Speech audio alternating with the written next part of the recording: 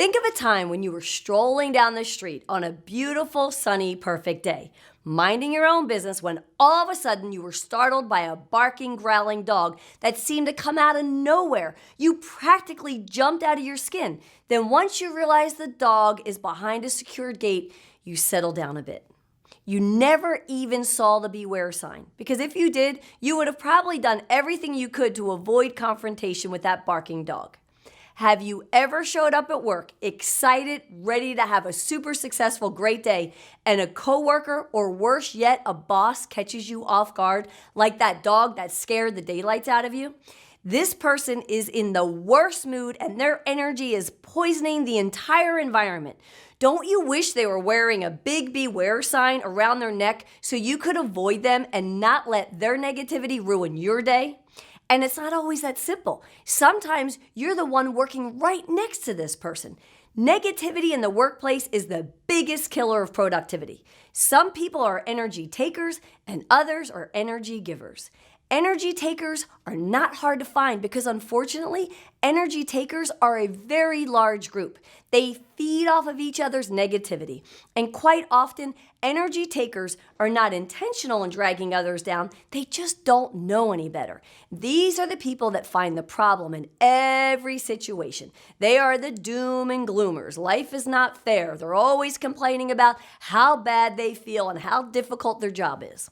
Whereas energy givers are exactly the opposite. They walk into a room with a big smile. They're grateful to have another chance at a new day. They find the good in all situations and look for solutions rather than dwell on problems. And I'd like you all to stop and think right now.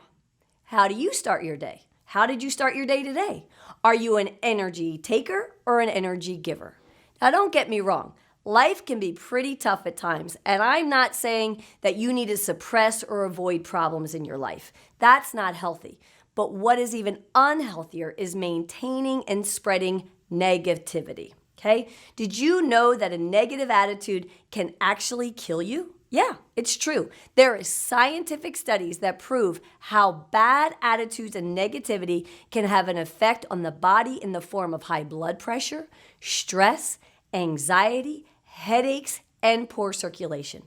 Research also shows that even one 5-minute episode of anger is so stressful that it can impair your immune system for more than 6 hours. So this explains it. This explains how the most negative person at work always has the most to complain about. But the question is, how do we protect ourselves from being affected by the doom and gloomers at work? So I'm going to give you 5 steps that will help you.